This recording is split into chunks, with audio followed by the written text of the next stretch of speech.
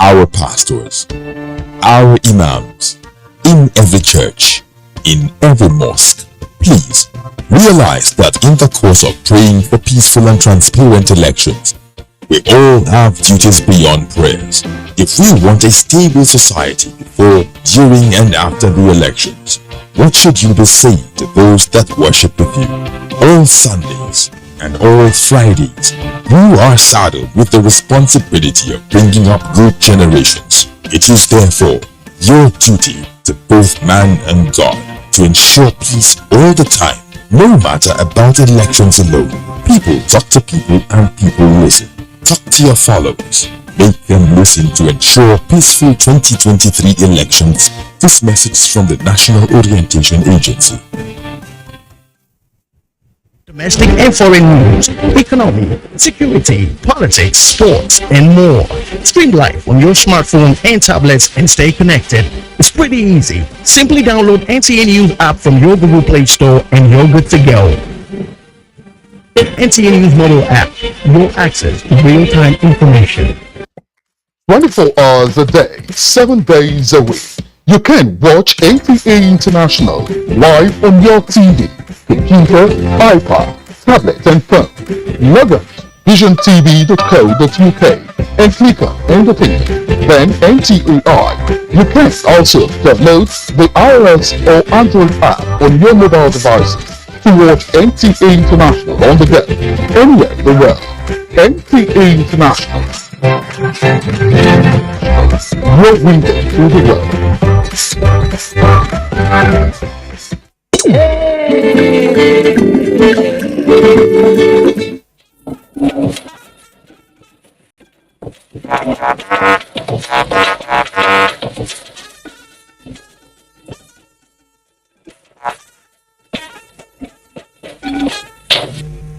A very good evening to you. Glad to have you join us for an hour and a half of news from different parts of Nigeria and beyond, treated with the extra touch of fine details to give you all the perspective on recent and unfolding events. Tonight, we begin with the Federal Executive Council, which raises the hopes for an improved power sector, following the approval for the installation of more power substations in the country. And from the Red Chambers comes the confirmation of the 7 ministerial nominees to fill the vacant cabinet positions. And in politics, it is a mixed grill ranging from defections and the big question of what next after party primaries, just as we beam our searchlight on continuous voter registration. In faraway Lisbon, ocean economy, or shall I call it blue, and ocean health are some of the talking points as key players gather for the United Nations Ocean Conference. Also tonight, we shall shine the spotlight on how the jerrycans now hold sway on the streets of the nation's capital. Agriculture gets a bit of attention amidst the wake-up call towards mitigating the risk of starvation in the northeast. Elsewhere is the curiosity of the safety of borehole water.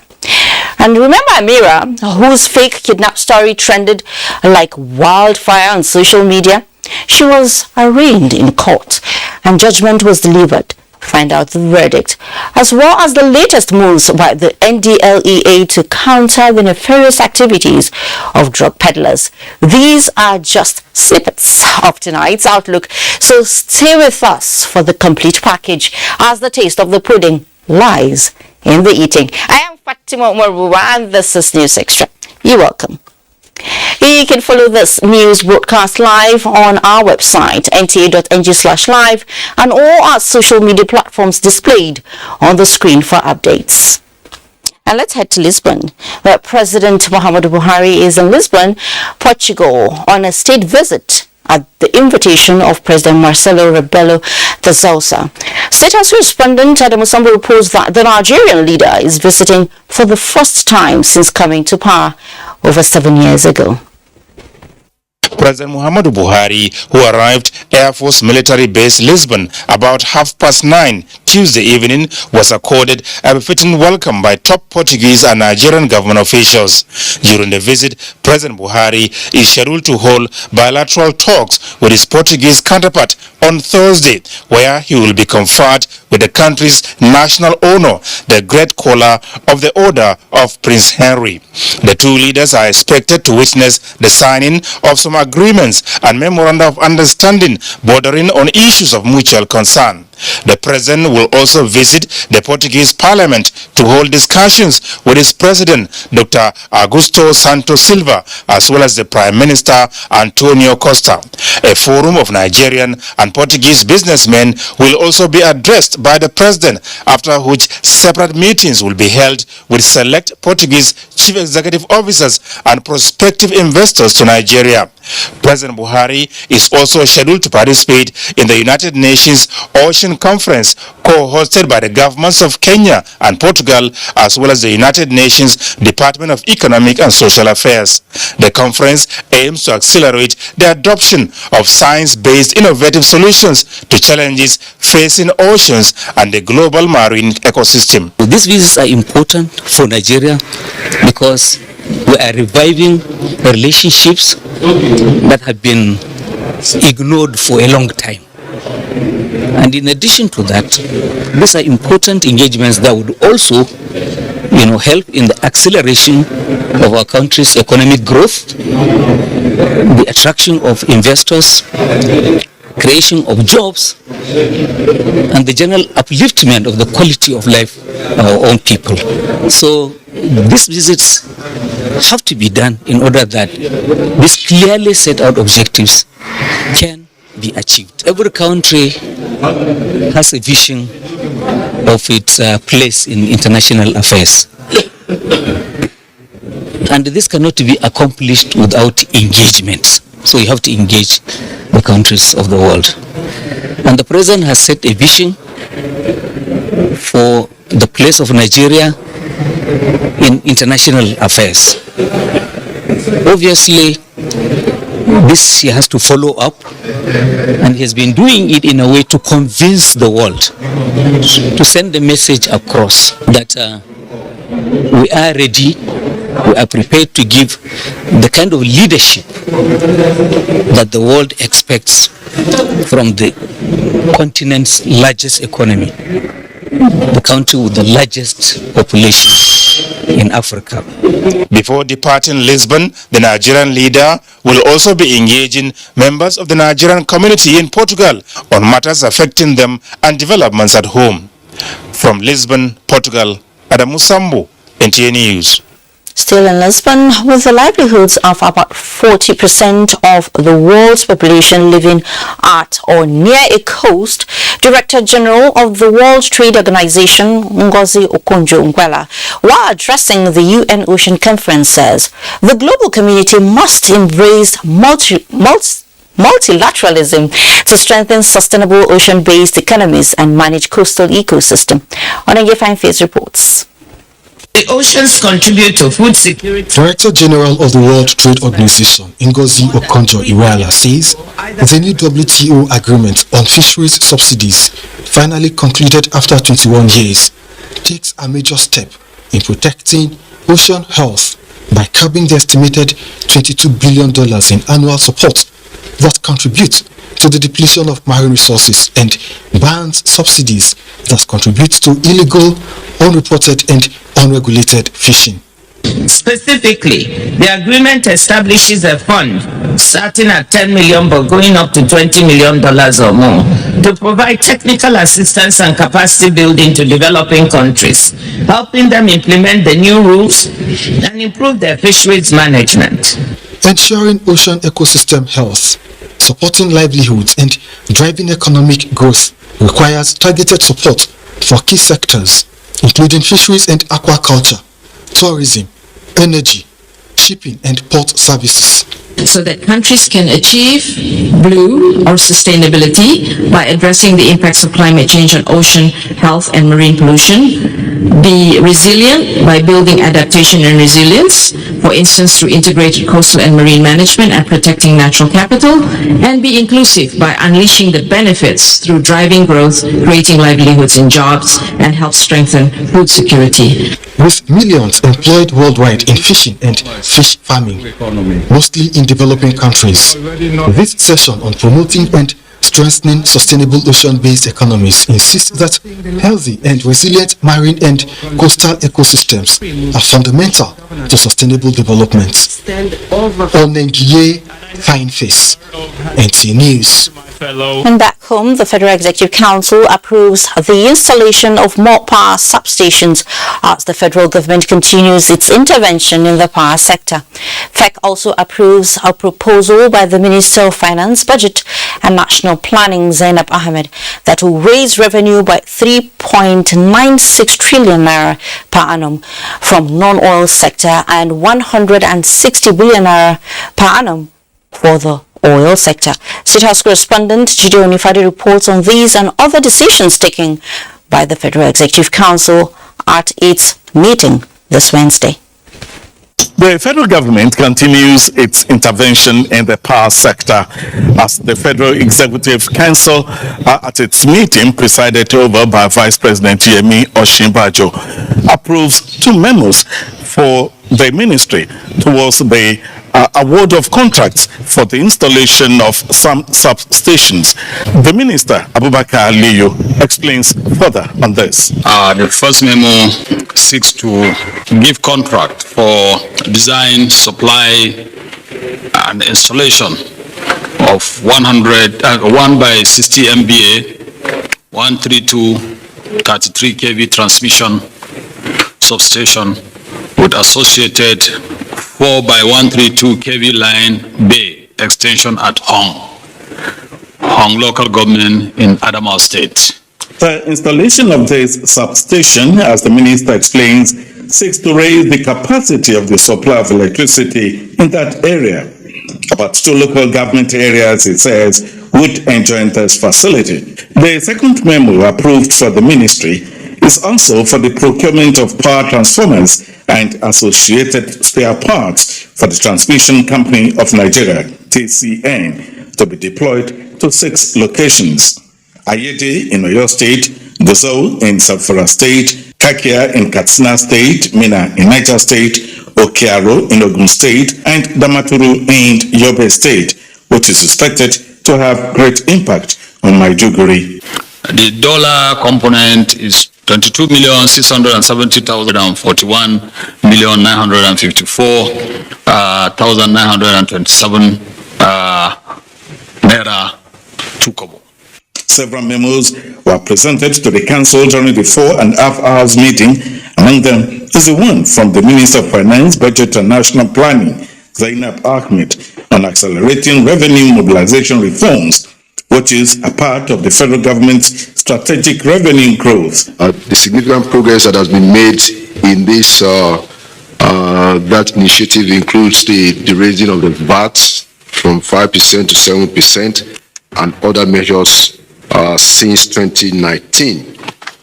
This particular initiative is something that is meant to address some of the fiscal challenges of the federal government, as it is intended to raise Nigeria's non-oil revenue potential. There are also other significant memos presented by the Attorney General of the Federation, which is on the accession of Nigeria to the Budapest Convention on Cybercrime, which was also approved. The Minister of Water Resources also got his memo approved.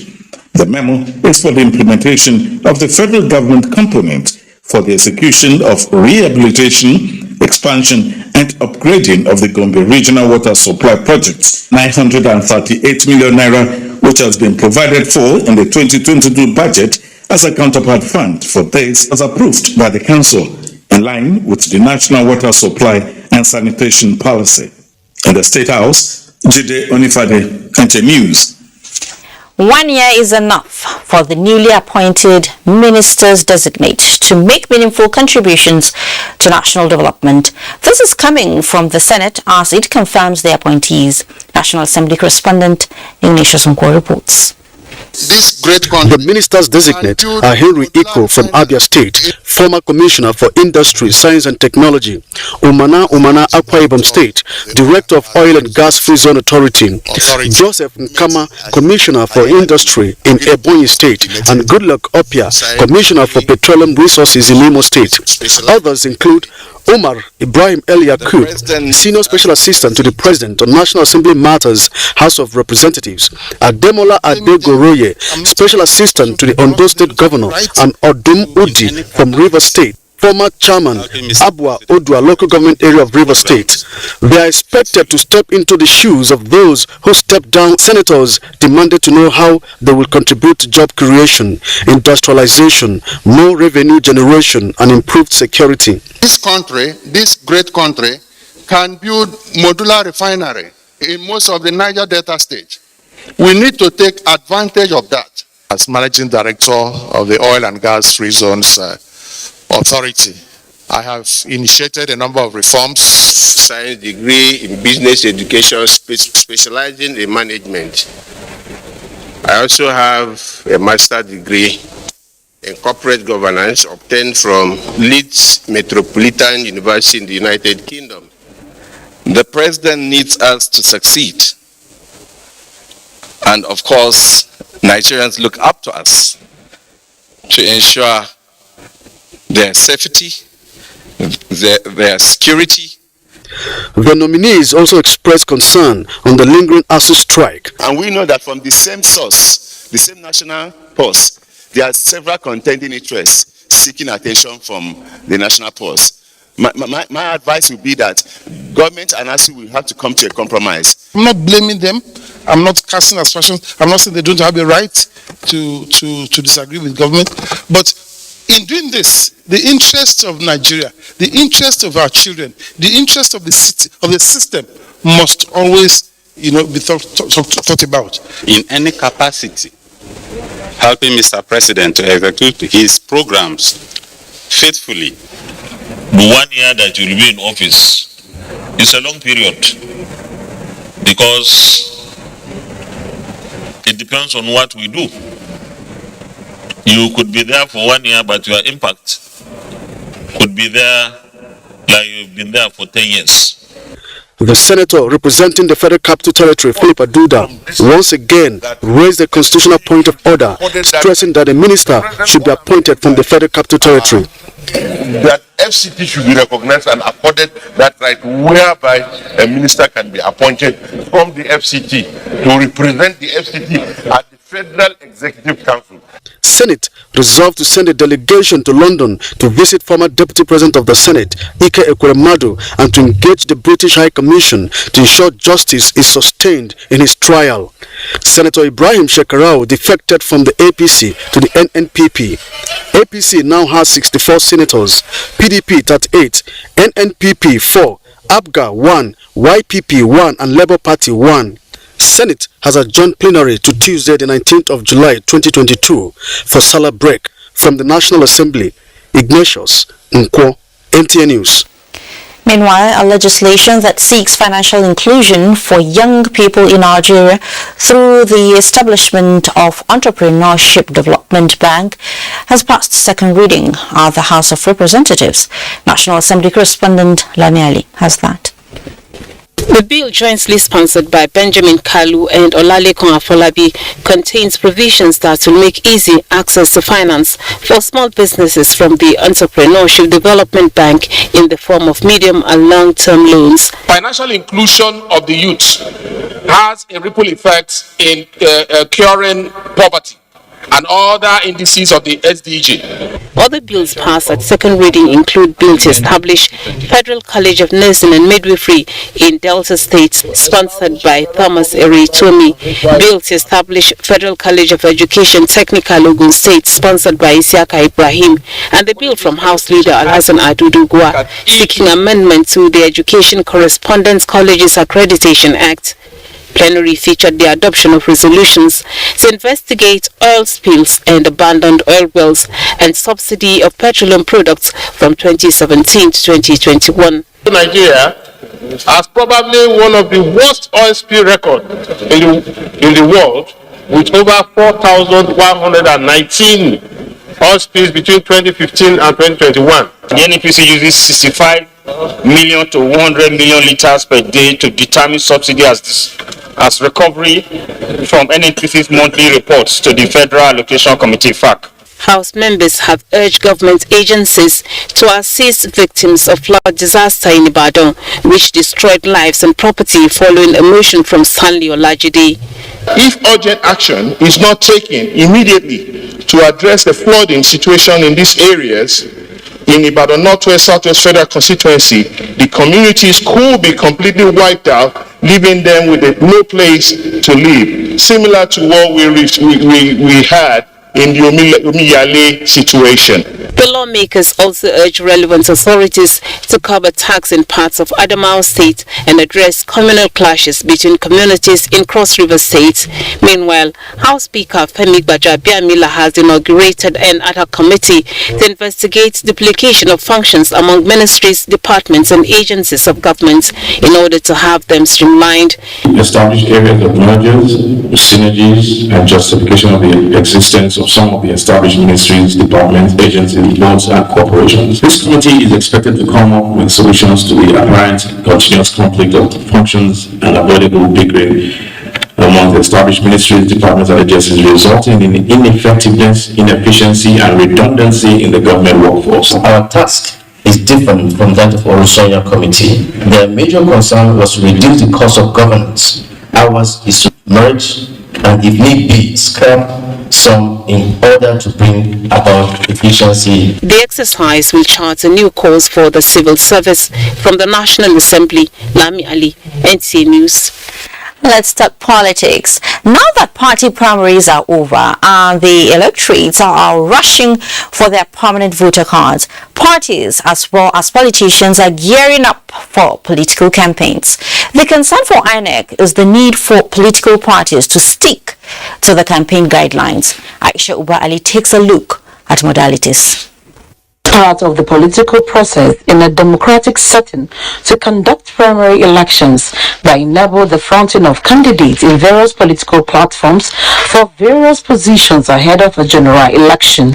8 months to the general elections, the electorate are clamoring for a small but a significant card which will enable them exercise their franchise and also determine the fate of the nation. Let me vote the person that my heart is saying that this is the right person. Whether the person wins or loses, I know that I've done my part. If they bring the money, we eat the money. But we're going to vote the correct candidates. Some opinion believe that the 2022 Electoral Act has been adopted with the intention to strengthen and enhance electoral processes. This can be seen as INEC launches a portal for the first time for parties to upload their candidates. However, this laudable initiative is not without a hitch. There was a time the portal was not even working. It was there was a problem for hours, and they are aware of it. We told them so. But we felt if they could increase the hours, we could make up. Although INEC is yet to resolve some of these problems, it has also advised that parties should stick to the guidelines of carrying out campaigns. There are always guidelines. After this CBR, guidelines will be issued. This is the time to start political campaign. This is the time to end it. This is how you are going to campaign. This is how much you can campaign. This is how you should let us know how much you have for campaign to monitor that one. And some politicians are on the same page with INEC on this, as campaigns should be done with decorum. All those sentiments in the face of glaring realities will take a backseat in this campaign. For INEC, they believe that politicians and political parties should see themselves as critical stakeholders that they are. In Abuja, Aisha Uba Ali, NTA News. In the meantime, presidential candidate of the Labour Party, Peter Obi, has been formally presented to the umbrella bodies of trade unions in Nigeria. Nigeria Labour Congress and Trade Union Congress are convinced that Peter Obi's ticket will address the yearnings and aspirations of Nigerians. David Ire reports. The trade unions are no longer willing to be onlookers in the decision-making and policy formulation processes in the country. They want to take advantage of their numerical strength, align with the population of the youths, especially the unemployed and underemployed, to change the narrative and install a government of their own through the ballot come 2023. The Peter Obi ticket of Labour Party is therefore their best bet. They are convinced that mobilizing and galvanizing the workers is not a challenge with the labor union structures already in place. This can only work if we have leaders that are willing to connect with the people, hear from the people, know the problem of the people, and then work to address those issues. I think that it is important that we all rally around this effort. Let the Labour Party and turn and build for the future of our country. For Peter Obi and the party, Nigerian workers can now decide for themselves whether what they want are in all the options now laid bare in the candidates of all the political parties. There's a lot of us who are contesting to be president today. We have 8 months. Go and scrutinize our family. Let's know where they are coming. And nobody come and treat them through proxy. Let them come in front. So you hear from their mouth. A lot of Nigerians who never bother to pick their PVCs, who didn't even bother to register, are today queuing up to register and pick their PVCs. Labour Party, though a creation of the Nigerian Trade Union, is yet to enjoy the full support of the workers since its creation. In the struggle for Nigeria, there is glory. In Abuja, David Ire, NTA News. And with less than 3 weeks to the Osun State governorship election, the governing All Progressives Congress APC in Osun has witnessed a massive movement into the party by loyalists and leaders of the People's Democratic Party (PDP), who have declared their support and loyalty to the Progressives Party in the state. The defectors were received into the party by the national leaders of the APC at a mega rally in Osogbo. Bolaji Akim has that. But defectors whose numbers cut across different wards and local government areas of Osun State were received at Nelson Mandela Freedom Park in Osogbo by the APC National Secretary, Senator Iyola Omisori, and other party stalwarts.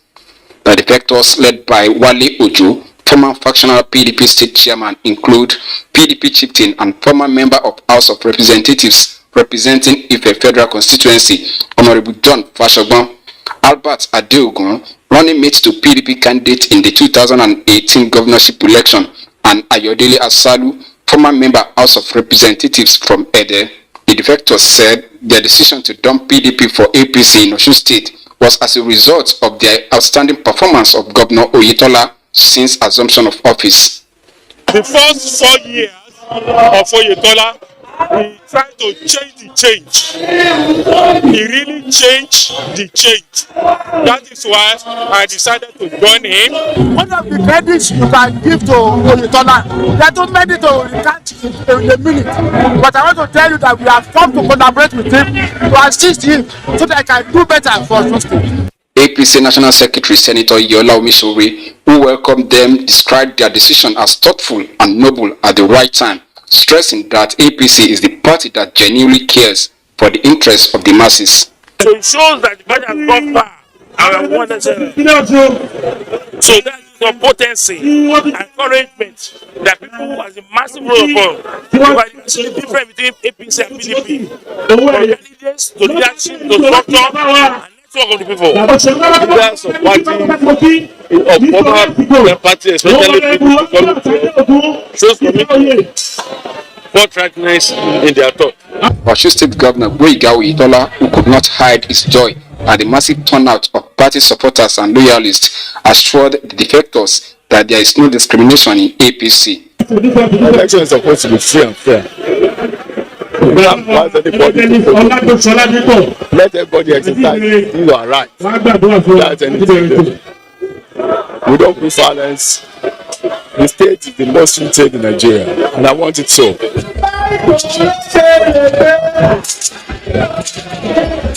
In Osogbo, Bolaji Akim, NTA News. from Osogbo, let's head to Lagos, where Lagosians are leaving nothing to chance to be registered and get their permanent voter cards in preparation for the 2023 general election. Annie Daniels reports that this has resulted in an upsurge of eligible candidates at the various INEC registration centers across the state. In their desire to exercise their franchise come 2023, Nigerians, mostly youths, besieged INEC registration centers across Lagos State to register and get their permanent voter cards. But when you go there, they will give you problem, and I can't stand see people fighting. One thing I will assure you, for the first time, we're going to have the highest number of voter turnout in Nigeria. That means we're going to have a lot of new voters, we're going to have first-time voters. That's people who have cards but never went out to vote. And I think the turnout will make a difference. That seems to be the case here at the Lagos State INEC office. A lot of people who are yet to register and get their PVCs. As at the time I got here by 7 this morning, at the time I got here, I'm number 201, and as you can see, it's past 11. I'm here to go inside.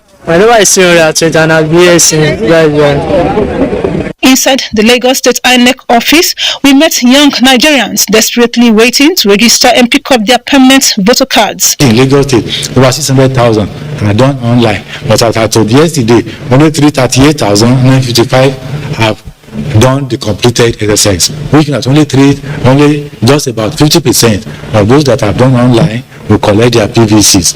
Therefore, we have other activities to follow before the PVCs will be ready for collection.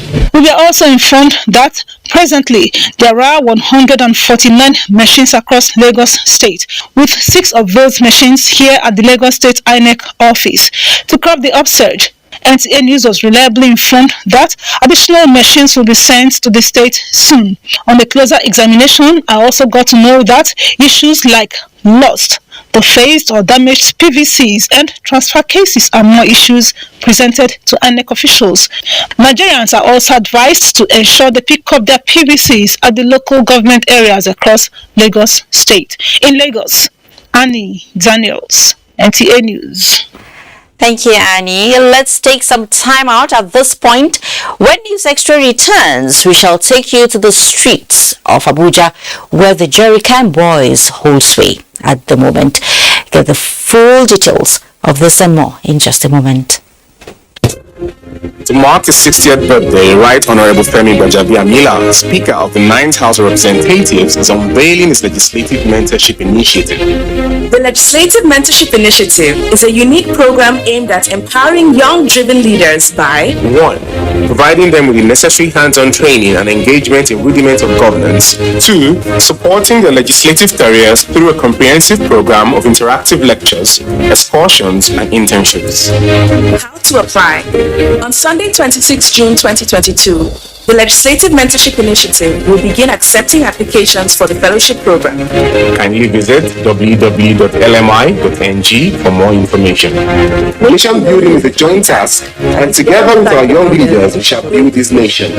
Announcer Dr. Oyewole, Special Advisor to the Speaker and Director, LMI. 4. The Speaker, Right Honorable Femi Gbajabiamila. Times 10. Get a Glow SIM today and enjoy 1,000 Naira sign-on bonus for voice and data. All new and existing Glow subscribers also get 10 times the value of their every recharge, plus up to double their data recharge as bonus. All Glow subscribers also get up to free 20,000 Naira bonus for voice and data. The Chief of Army Staff, Lieutenant General Farouk Yahya, announces the commencement of the Nigerian Army Day celebration, NATCEL 2022. Theme: Preposition in the Nigerian Army in the Joint Operations Environment, a panacea for success in addressing contemporary security challenges. Beginning from 29th June to 6th July 2022. Wednesday, 29th June, Chief of Army Staff press briefing at Army Headquarters Conference Room, Abuja. Friday, 1st July, Jumat prayers across Nigerian Army formations and units. Sunday, 3rd July, interdenominational church standard service across all Nigerian Army formations and units. Monday 4th July, commissioning of civil military cooperation projects at Obinze, Imo State, and Chief of Army Staff media engagement. Tuesday 5th July, Nigerian Army free medical outreach at all formations and units. Nigerian Army Day celebration lecture at Landmark Event Center, Owerri. Wednesday 6th July, research and development exhibition and Chief of Army Staff commendation award ceremony. Brigadier General Onyema Uwachuku, Director Army Public Relations, announcer. Hello everyone. Hope you people are drinking your NIN. Don't be like my son Oshegun, who had to wait for his land to be disconnected. Yes, so mommy, but I am now reconnected. Yes. I went to Airtel shop, enrolled for my NIN, and re-registered my line. Simple and short, no stress. Didn't end there. Airtel rewarded me with a new bonus of 20,000 naira free airtime and data to access all my social media accounts. If you already have NIN, all you need to do is dial *121# or visit the Airtel website to get link up. Get on it. Airtel, the smartphone network.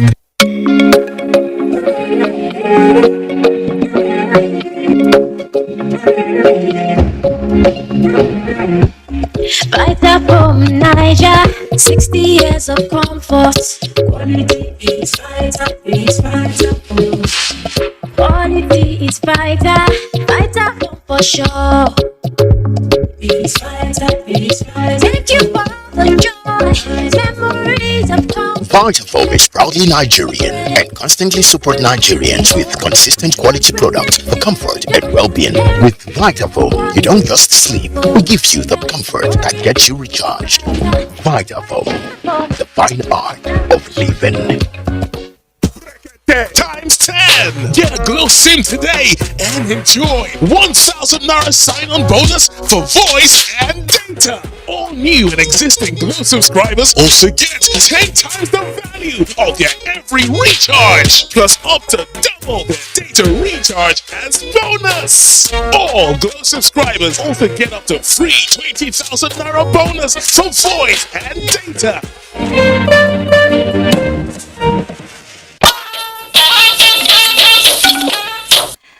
Great to have you back on News Extra. And COVID-19 drives global surge in use of digital payments as the NGX capital market closes flat. Musa Abaka will tell us all about it on Business News. Musa, it's over to you.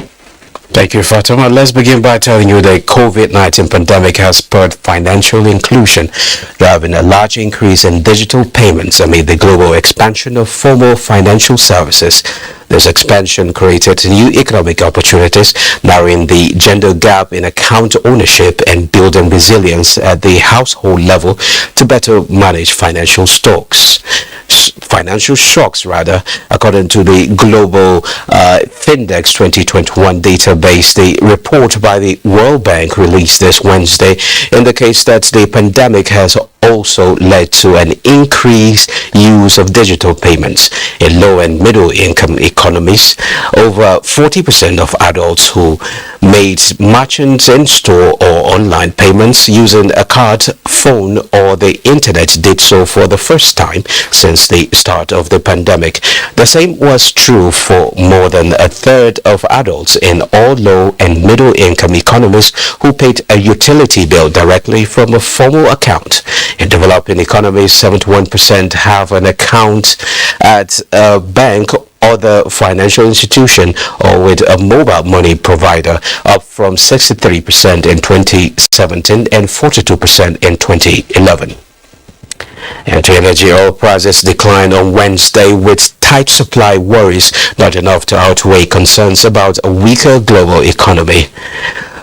CNBC reports that Brent crude futures for August settled 1.46% lower at $116.26, while U.S. West Texas Intermediate crude futures settled 1.77% lower at $109.78.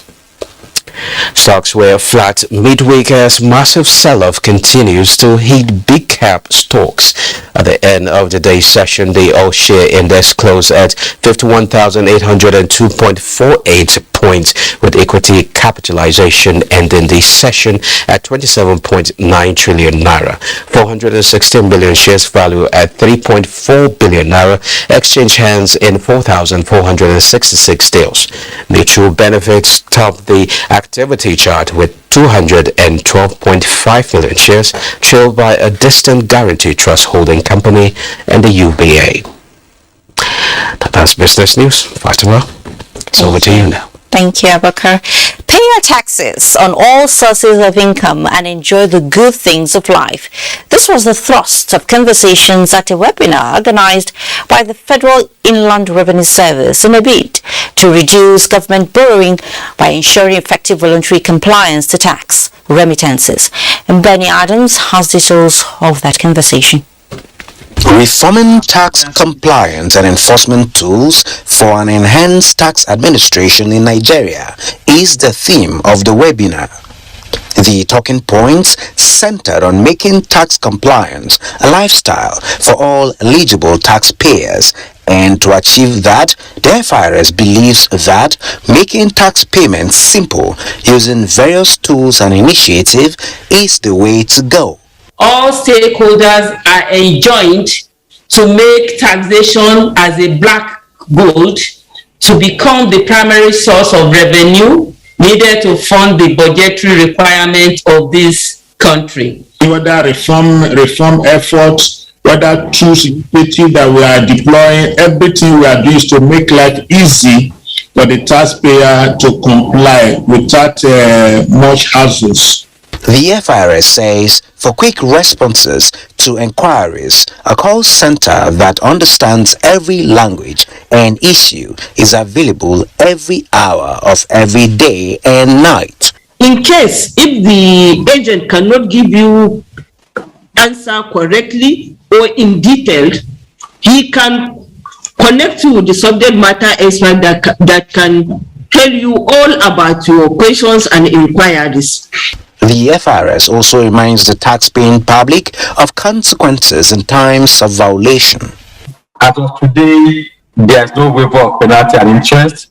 Where you have an area of payment, you pay the principal, you pay the penalty, and you pay the attendant interest. The interaction between the FIRS and the public is expected to hold every 3 months. In Abuja, Benny Adams, NTA News. The Association of National Accountants of Nigeria, Anan, is challenging members to remain a force for change by encouraging fair and honest financial dealings.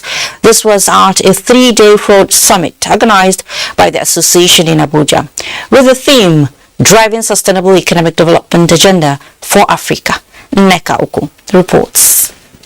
It is estimated that Africa loses between $50 to $60 billion annually through illicit financial flows. This includes money from tax evasion and other fraudulent activities, which undermine the continent's development and governance agenda. Also, the world's largest anti-fraud organization, Association of Certified Fraud Examiners, estimates that internationally, occupational fraud committed by employees generates on average losses of more than 5% of a company's income. Despite being a real threat to every sector of the economy, the good news is that solutions exist, and that is what this fraud summit by Anan seeks to unravel. I've always held that one of the reasons why we have never succeeded in combating fraud is because of the failure of the deterrent factor. If you say that if somebody is fraud getting jail him. And when we don't hold the chief executives accountable, we open the way for fraud. And people feel that they can get away with anything. So the biggest prevention mechanism for fraud is effective governance. It's a governance system that works, is effective, is capable, and to not just make sure, and also an audit system with that, to not just make sure that you minimize fraud, but that when it happens, you're more likely to detect it, and therefore by detecting it, you have the evidence to prosecute and hold it accountable. What we are saying is the fact that we should all go back to fine-tune and redefine our control mechanism. Accountant as we are, we hold office where we execute the internal control that is being put in place by the establishment. So it is when there is loophole in the internal control procedure that people have means of siphoning. Conversations at the summit centered around how small steps towards fraud reversal and improving the business climate can change the dynamics of driving sustainable development agenda. In Abuja, Neka Oku, NTA News. In another story, the Group Managing Director of the Nigerian National Petroleum Company Limited, Melekari, is making a case for a practicable exchange rate that will be suitable for independent marketers to import petroleum products into the country. This was part of the GMD's suggestions while briefing the House Committee on Petroleum Resources Downstream, investigating the increase in prices of diesel and cooking gas. National Assembly correspondent Abdullahi Amin reports. Increase in the cost of diesel and cooking gas due to reduction in the electricity supply in Nigeria. The basis of this investigative hearing, the scarcity and hike in the price of other petroleum products, formed the cross-explanation tendered by the Group Managing Director of the NNPC. Make sure that oil marketers are able to import, and there's need to engage the CVN and all of us so that we can create more dollars, which can only come from increased production of crude oil. That will dampen the effect of people going to buy dollar in the open market, so that you can have a cheaper dollar, and therefore definitely it will affect the price. The aim of the investigation is to ensure proper regulation that will make the petroleum products available and affordable in the country. This joint committee strongly believes with proper coordination and synergy between our regulatory authorities, depot and Petroleum Product Marketers Association of Nigeria, DAPMAN, Major Oil Marketers Association of Nigeria, MOMAN, Independent Petroleum Marketers Association of Nigeria, IPMAN, and other stakeholders, the desired objectives of the regulation will yield positive results. The committee's report will be submitted to the House for further legislation that will complement the federal government effort towards finding a lasting solution that will guide the deregulated sector. From the National Assembly, Abdullahi Aminu, NTA News. Meanwhile, peddlers of petrol, popularly referred to as fuel black marketers, have virtually taken over the streets of Abuja, hawking the highly inflammable products in major areas of the city. Lydia Samson reports that the reappearance of the peddlers in making a mockery of the intermittent clampdown by regulatory authorities. They now boldly adorn the streets of Abuja and its environs. The jerrycans, the most important part of their identity, placed strategically to attract intending buyers. Right here, around Area 11 Junction, most of the petrol stations don't have products at the moment. But as you can see right behind me, petrol peddlers are taking over the streets. And the question on everyone's lips is, where are they getting their products? Their audacity is such that they are standing right in front of either petrol stations or security agencies. They continue to be highly innovative in their approach, despite clampdown by regulators. The speed with which they again storm the streets and the disregard for the dangers in handling petrol, which is highly inflammable, is of great concern. Another challenge is the continuous disruption to the supply chains, as well as the allegations that peddlers are fed by some petrol stations. Step will be taken, even though we've had the people say they are getting the harvest in collaboration with other stakeholders. Well, we have been engaging with the key marketers. We advise them to warn their station managers to stop selling to jerrycan boys, because that is what is causing part of the problem. We already promised them that once they do not, we are going to shut the station, maybe deal with the particular station that is affected by those. For now, until round-the-clock monitoring and stringent measures are deployed, experts say the streets will continue to be defaced by petrol peddlers. In Abuja, Lydia Samson, NTA News. In the next segment of News Extra, agriculture and food security get attention. Join us for the latest moves by the federal government to ensure livestock survival and nutrition as correspondent takes a peep into the burden of being an ordinary pastoralist amidst unpleasant developments in contemporary time. Join us again. Have you been disconnected because you didn't link your national identification number to your MTN number? Don't worry. If you already have your NIN, here are 5 easy ways to reconnect. 1. Dial *785 hash. 2. Text your NIN to 785. 3. Use WhatsApp to chat with Ziggy. 4. Use the My MTN NG app. 5. Visit mtn.ng/NIN. Whatever method you choose, make sure you get a confirmation message. If you don't have an NIN, simply visit www.mtn.ng to book an appointment, or just walk into an MTN store NIMC center near you. What are we doing today? Life is a journey, they say. And the best journeys are never traveled alone. Whether it's starting that financial journey and needing stability, or needing the right direction for sound investment, at ARM, we are there for you through every phase of your life, even making the transfer of your wealth and assets totally seamless. And when you're ready to explore life after work, ARM doesn't just show you the way. We are right there with you.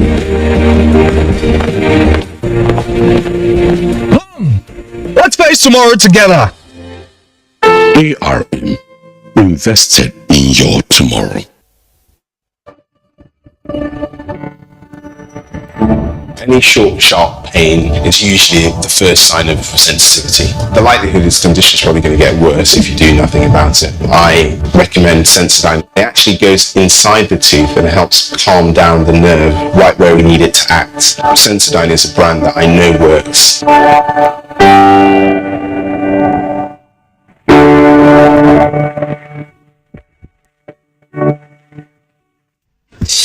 We don't like to eat better. More nutritious meals, more veggies, but we want it tasty and easy too. No cubes. That's the secret. Made with real ingredients like chicken, parsley, and garlic, and enriched with iron, so your meals are better for you and more delicious too. That's the cocoa. Let's give it some accolades.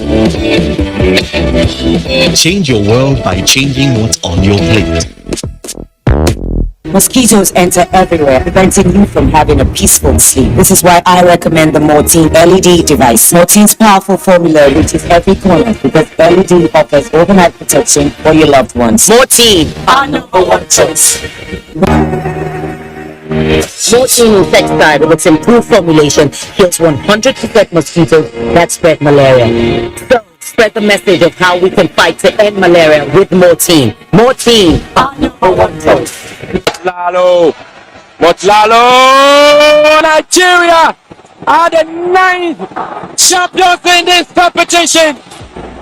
The 12th edition of the Africa Women's Cup of Nations is here with 12 teams including reigning champions and 9-time winners, Super Falcons of Nigeria, all in contention from July 2 to 23 in Rabat, Morocco. You can catch all the actions live on the NTA Network Service and NTA Sports 24, Channel 270 on StarTimes, 434 on StarSat and 731 on Free TV. Come, join us to promote another championship run by the Super Falcons. For your advert placement, please call Hawa on 0803 312 1022.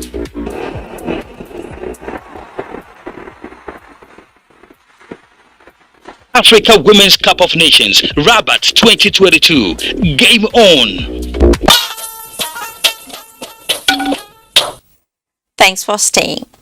Let's now talk about grass. Yes, grass. Animals sourcing grass to feed on has been a major social and economic concern, threatening the peace and unity of the country.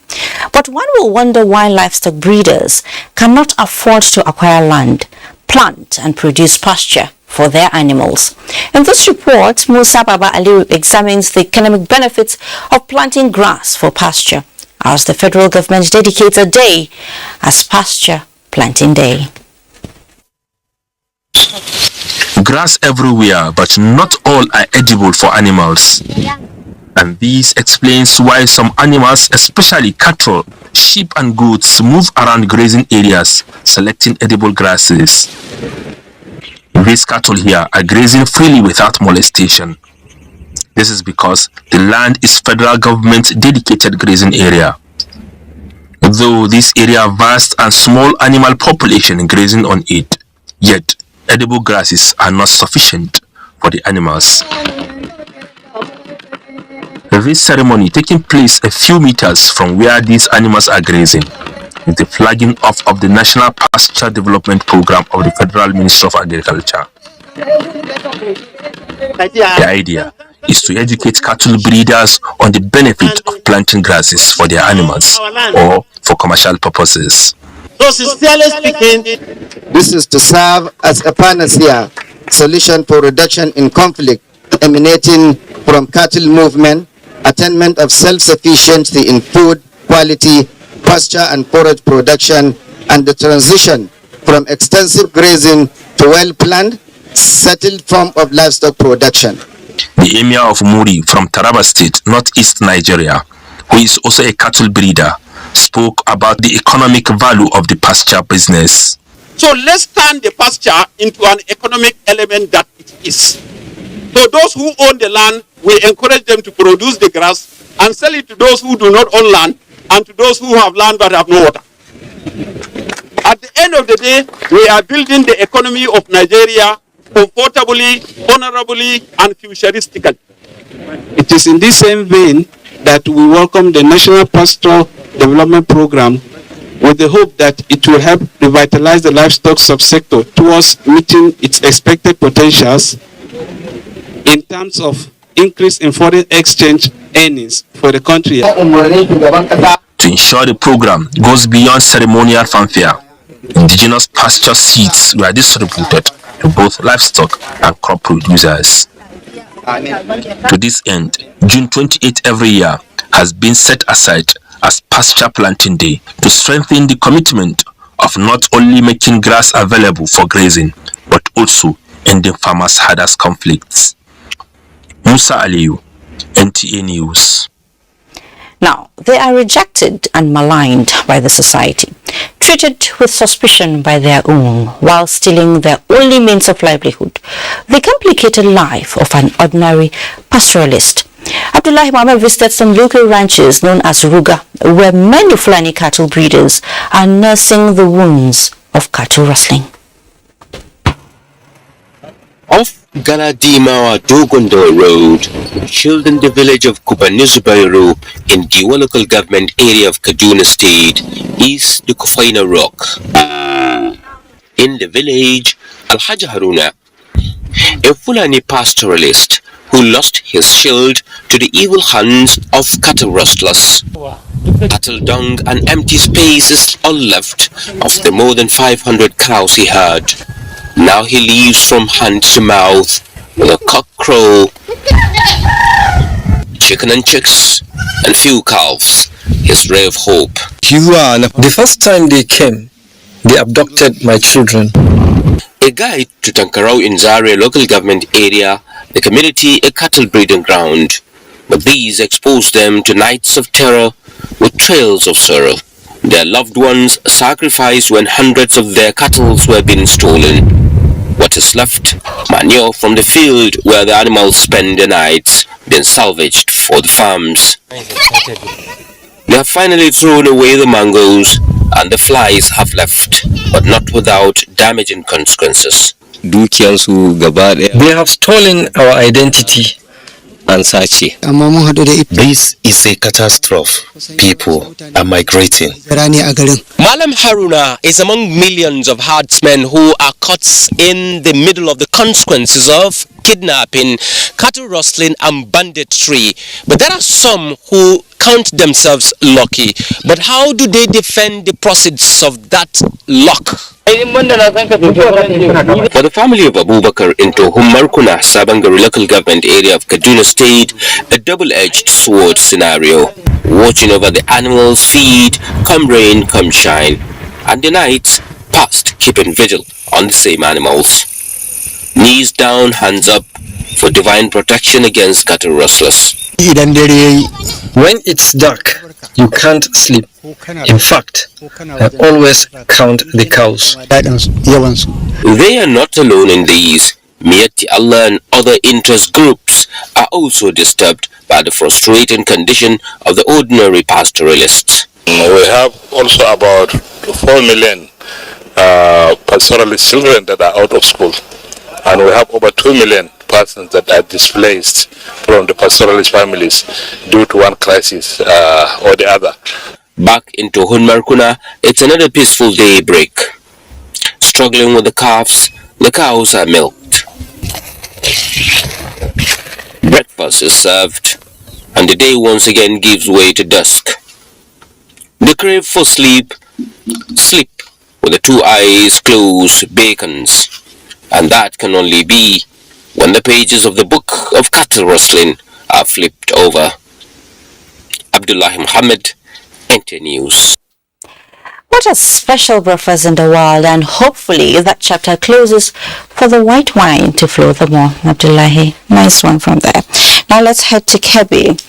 Now, to something not pleasant at all. The rice farmers in Arugungu are counting their losses following the destruction of thousands of acres of their rice farms by quail birds. Abubakar has more on the report. On the major parts of the Argungu Fadama could affect the rice production in the area and by extension the country at large. Some farmers explained that compared to the previous attacks by the vets, this is one of a kind, adding that when the birds descend on a farm for at least 5 minutes, there will be nothing left, no matter its size.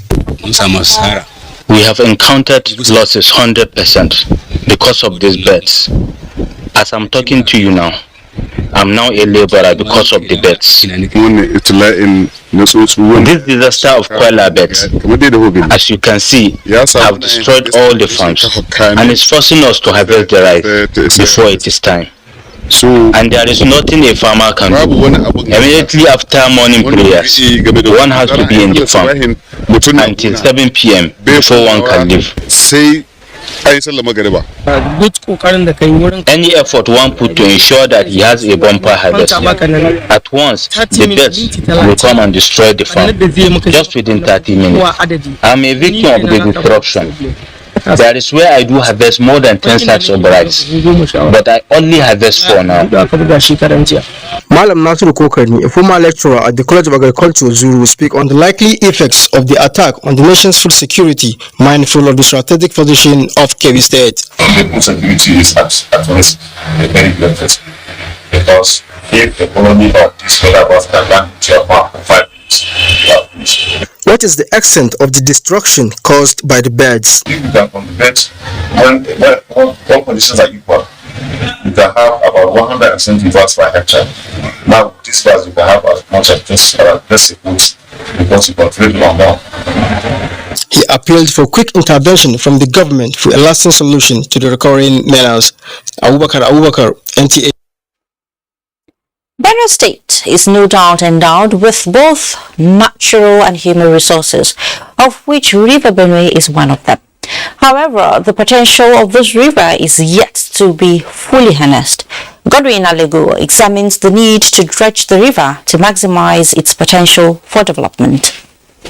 River Benue is the second largest river in Nigeria after River Niger.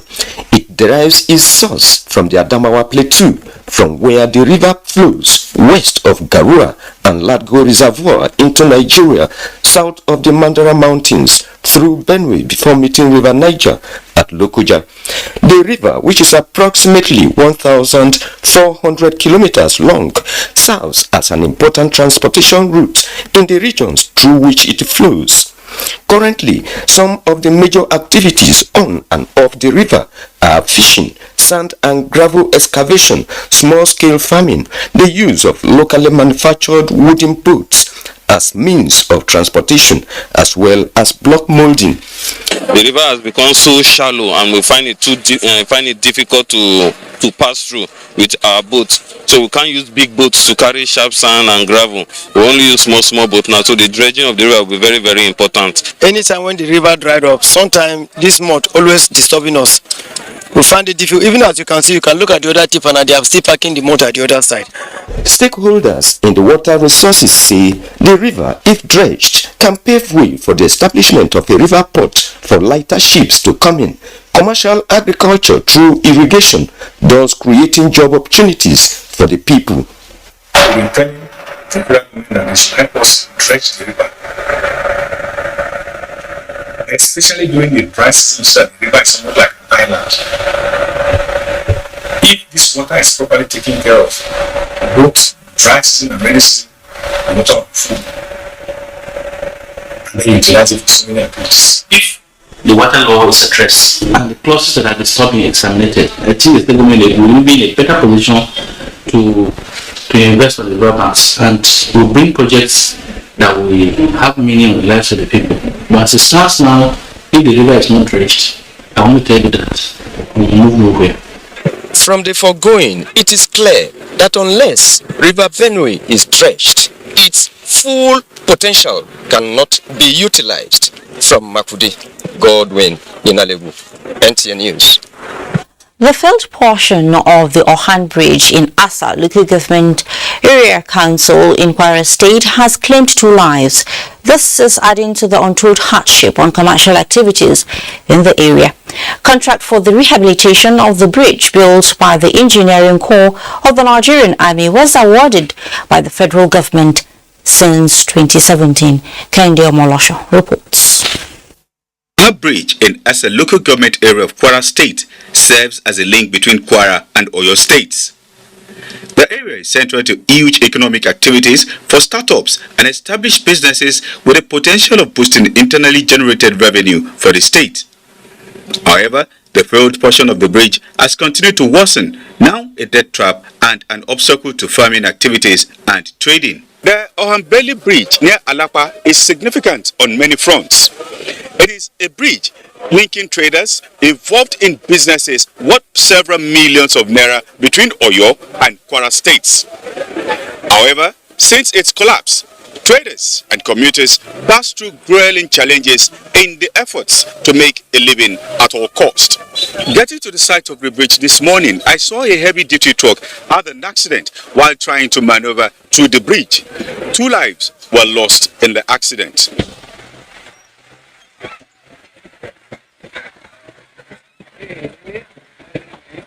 Road users now go through this alternative route to get to their destinations. Waid Alaya, a transporter, has been plying the road for 15 years. From Kayama, from Barita area also, they pass through this way. But since the collapse, there's problem for us.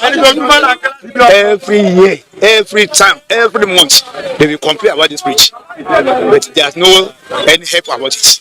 This bridge that is affected now is affecting one of our economic in our side, because our farmer used to come and buy chemical to go and spray their farm. There's no road for them to cross along into the Ilorin, and Ilorin people again, they used to go to Kayama market to go and buy food. But now everything has collapsed because of this bridge. The appeal of road users is for the federal government to resume work on the construction of the new bridge awarded in 2017 to boost economic activities in the area. Kende Omolosho, NT News. In the meantime, Borno State, which has suffered most of the insurgency, is urging all key players and donor agencies to put in place immediate, medium and long-term measures that will ensure food security for the citizenry during the lean season. This is against the projection by the United Nations of a possible 8.1 million people vulnerable and over 4 million said to be at risk of starvation due to severe food shortage, especially during the projected season. Jadwa Jasani reports. The over 12 years insurgency in Borno State has halted various socio-economic and agricultural activities, cutting across trans-border trade, small and medium investment in rural areas, including fish farming in the Lake Chad region, among others, which were once basic sources of living. Having caused displacement of thousands of communities, the conflict has also increased the humanitarian need of the citizenry, which necessitated federal, state government as well as NGOs and well-meaning individuals to sustain support to the IDPs with immediate food and livelihood interventions to cushion their hardships. Director General of SEMA says using the CADA Harmonize, a framework to measure acute food nutrition insecurity challenges, revealed that over 1.4 million people in Borno are food insecure and most likely to hit 1.9 million during the lean season, noting that 20 local governments will be affected, hence the request of $1.1 billion for the 2022 humanitarian response plan by the UN and partners. SEMA is taking the lead to launch some special humanitarian program. But the government has already started stocking foods, mobilizing resources from all directions to see that food is well stocked. Humanitarian partners in the state are of the opinion that building resilience of victims, creating safety measures for farmers as well as trading to thrive will go a long way in consolidating efforts of government and other partners. The needs are still many. A lot of people still need to be assisted. If continuous funding comes in, we should be able to reach more people, and then we can see more improvement in food security and livelihoods. The only way to address this is to have the fees and to ensure that those that return to their community will guarantee their security so that they can go back to the farm. Stakeholders say, indeed, the Borno State government and other partners have done their best in ensuring food security even in the face of daunting challenges, but still more needs to be done to ensure that starvation does not take root during this lean season with lots of resettled communities back home. In Maiduguri, Jadwa Jesni, NTA News. Thank you, Jadwa. Now, clean water and sanitation are essential for health and well-being of any society. Lagos State has over time struggled to meet the water needs of the teeming population, leaving the people to resort to alternative resources and sources of water for daily use. Musa Tolet in this report takes a look at the prevalence of borehole, its safety, and other alternative sources of water supply in Lagos. Achieving universal and equitable access to safe and affordable drinking water for all by 2030 is captured in United Nations Sustainable Development Goals. This informed the advocacy by United Nations that governments across the world must take action and address availability of clean and safe water. In Lagos, effort by the state government to provide potable water for residents has not yielded positive results, and residents have resorted to sourcing water supply from boreholes. But there are safety concerns. Going by the recent pronouncement by the Lagos State Commissioner for Health, Professor Akin Abayomi, that water supply from borehole across the metropolis may not be entirely safe for consumption, residents here in Sule local government area have always relied heavily on water supply from borehole for their daily activities. Even though that the commissioner might be right, we had to install purifiers before we can actually drink it. However, some residents cannot be bothered by the safety alert raised on water supply from borehole. I drink water even from well, and nothing has happened to me, so I think it's safe for me. Since we cannot see the agent in the water with our naked eyes, so there's nothing we can do other than just to do our best and leave the rest to God. We don't know where they take the water from, but what we know that they take it from other places, which is they have borehole. They went there and fetch their water. That's where they get their water. For these women in food business, the process of cooking kills any form of dangerous pathogens in borehole water, hence no cause for alarm. It has to go through process. You know, before you make amala, you have to boil the water. So everything would still have to go through fire, and with that is safe enough. Some of them are suffering from ailment here and there. It could be what is responsible for the ailment. And for the Commissioner of Health to say that, must have had statistics of diseases in hospitals. And they know that most of these diseases are water related. And that is why it's cautioning. There's a serious need for us to be very careful when we're digging borehole. And that also goes back to the government that, okay, we need to provide to ensure adequate water supply in ensuring that we fill the demand, to discourage people from digging more boreholes. Respondents believe a viable water supply alternative should be provided by the Lagos State government to keep the citizenry safe and enhance sanitation across the state. In Lagos, Musa Toliat, NTA News. Now, the moment for decision on Amira and her fake kidnap story came for the courts. Find out the judgment when News Extra returns from this next break we are about to take. To stay. Where you dey find ogbonge entertainment? No look far o. Na GoTV dey. Enjoy better film, correct season film sef boku plus telenovelas from all over the world, football, educational and fun channels for your children. Naija shows them like Who Wants to Be a Millionaire? No darling at all o. Go carry your GoTV decoder, Go Tenor plus 1 month max subscription for just 6,900 naira. Be where stories live. GoTV, love it.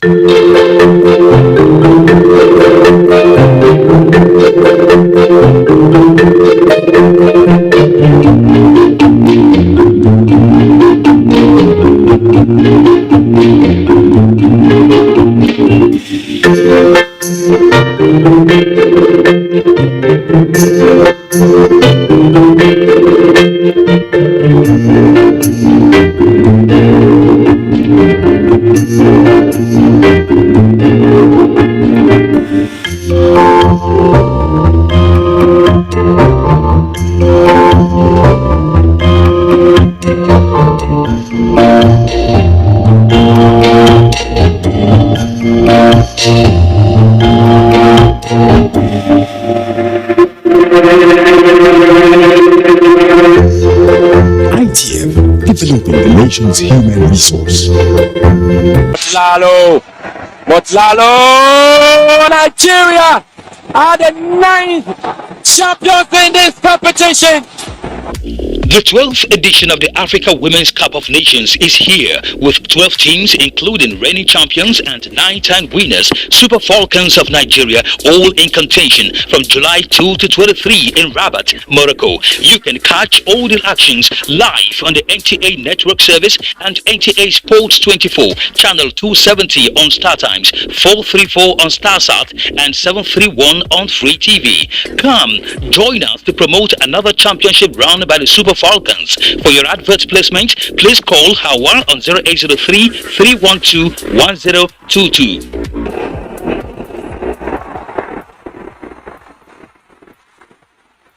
Africa Women's Cup of Nations, Rabat 2022. Game on. Welcome. They say 9 days for the thief, 1 day for the owner. That 1 day came for one Amira Sufyan, who faked her kidnap, but is now before an FCT Chief Magistrate Court, Abuja. Olabode Arewa reports that the defendant's false claims were made using the social media.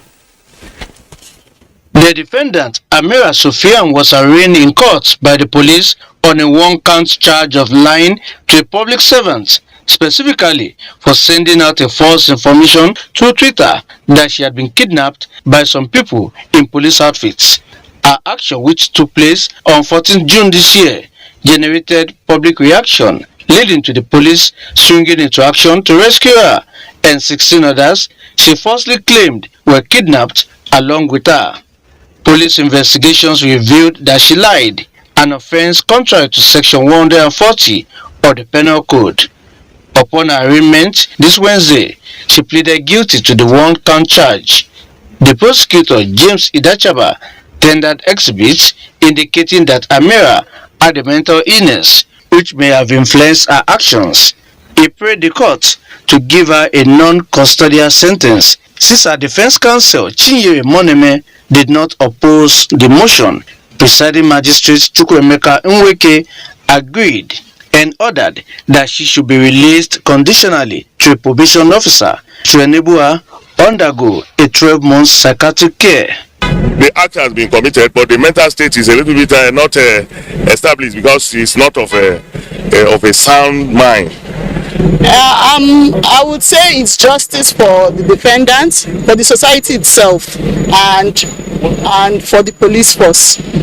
During the period of her probation, she must be of good behavior to qualify for a final discharge under the terms of her sentencing.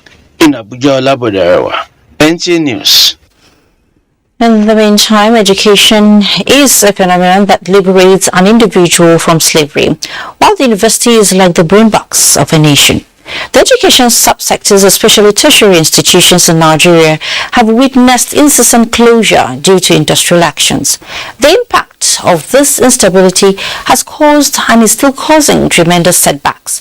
Olanka Ojo in this report looks at effects of strike on the education sector and students. It is an established fact that education is the backbone of human civilization and the driver for socio-economic development of all nations. However, the education sector in Nigeria, especially at the tertiary level, has in the last 30 years suffered unprecedented distractions due to industrial actions. Between 1979 till date, crises arising from unpaid teachers' salaries and allowances, degeneration of facilities, and other issues have led to several closures.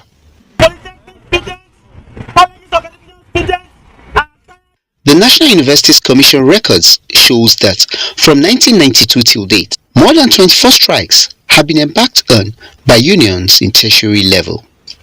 Whatever the reason for the incessant long strikes, experts express the fear that more students may drop out, while those who complete their education may come out half-baked.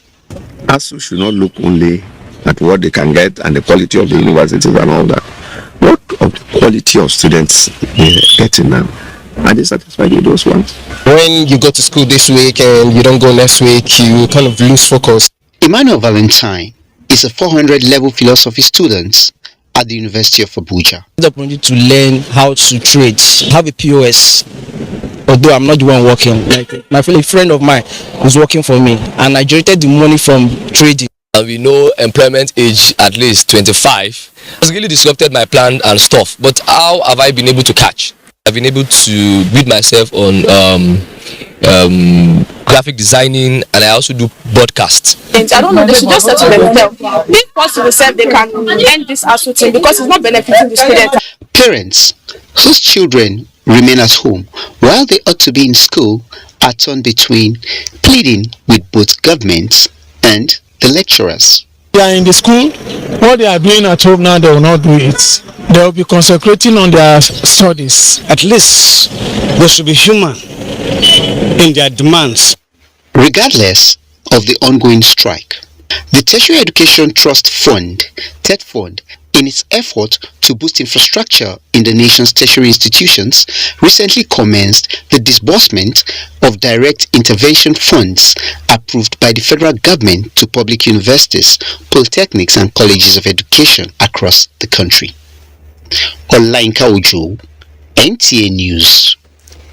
Drug traffickers and their sponsors have no choice but to quit, as the National Drug Law Enforcement Agency, NDLEA, says it will not relent in waging war against them and their cohorts. Area Commander NDLEA Tinkan Port Special Area Commander Papa Mohammed Abubakar reiterated this at a sensitization walk and lecture to call attention to the health implication and other ills associated with drug abuse in Lagos. Diana Ajali reports. Current statistics by the United Nations Office on Drugs and Crime, UNODC, put Nigeria's prevalence rate on drugs at 14.4%, which is approximately 15 million people. Out of this huge number, about 80% are said to be youths. As the fight against curbing the menace of drug abuse and illicit trafficking continues, the National Drug Law Enforcement Agency believes that, aside arresting those who indulge in such acts, effective collaboration and public awareness campaigns will go a long way in changing the narrative in Nigeria. The awareness work, which commenced from Tinkan Island Command Head Office at Papa Port, was taken round the various parts of the port axis down to Tinkan Island Trailer Park to advise individuals to say no to drug abuse. What they are doing is just a good one, because this campaign have to start somewhere, and we have to take it down to our homes. The event also featured lecture where participants were educated on signs of drug abuse on a person, health implications, and drug abuse effects on the society at large. you should understand they are the leaders of tomorrow, and you cannot be a leader while you are an addict. So the best thing that you could happen to any youth is to desist completely from drug. Area Commander, National Drug Law Enforcement Agency, Tinker Special Area Command Apapa, Mohammed Abubakar, noted that the agency will continue to suppress the supply of illicit drugs across the country. Very soon, NDLEA is going to launch 24 hours, 7 days call center, whereby anybody, that, like people who are operating with stigmatization, that is coming forward to show themselves as a user or addict to these drugs, they can call within the anonymity of their bedrooms or wherever they are, and they can be advised. So far, between January to June 2022, a total of 1.739 kilograms of various drugs, such as cannabis indica, otherwise known as Colorado, tramadol, among others, worth millions of naira, have been intercepted by National Drug Law Enforcement Agency, Tinker Island Special Area Command, Apapa Port, with 9 suspects arrested in connection with the seizure and have since been charged to court. In Lagos, Diana Ajale, NTA News. Let's do sports now. The gender gap between male and female football referees is being narrowed with the recognition of women referees in competitive games involving men. Austin Edemodo finds out what Nigeria is doing differently to ensure that female referees in Nigeria gain global attention. In 2009, Felicia Okuba won the Best Nigerian Referee of the Year. Today, she's now CAF and FIFA referee technical instructor. She tells me how female referees are beating the odds to prove a point. More training can expose them that this is not a men affair, that they can do it. It's not a men world. We can do it as well. In a male-dominated profession, female referees around the globe are living up to the challenges of making a mark by handling crucial football matches at the highest level. This is evident in most professional leagues in Europe, where women serve as referees and match officials. Interestingly, 3 female referees and 3 female assistant referees have been chosen for the 2022 FIFA World Cup for the first time in men's edition. From Africa, one of them, Salima Mukasanga, is from Rwanda.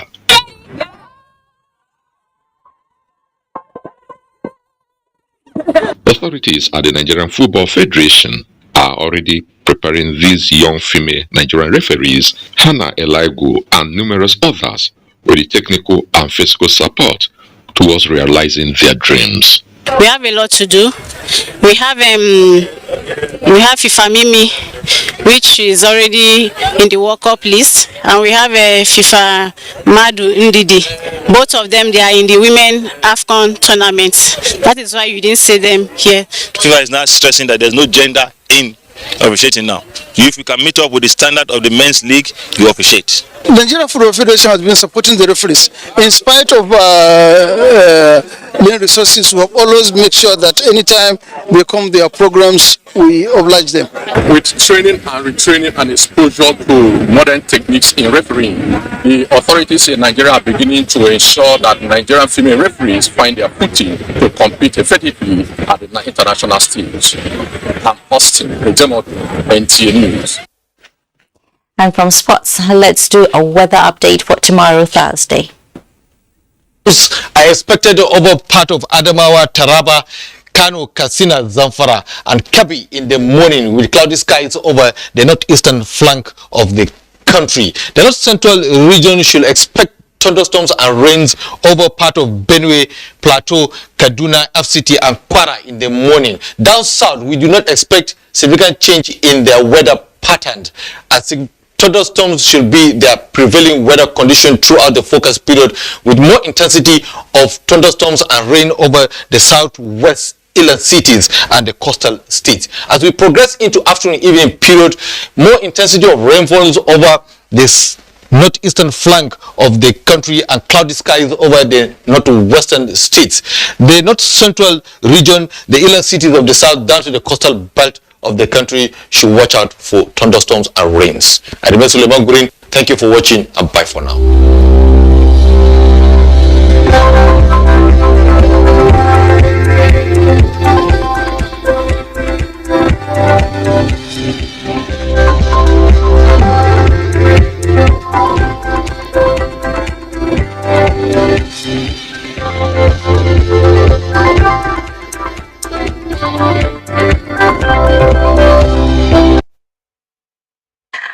with the weather report. We end News Extra for tonight. Thank you so much for being a part of it. Don't forget that the fight against rape and rapists is still on, so be a star by connecting with the NTA. I am Fatima Umar Buba. Let's do this again next week. Bye.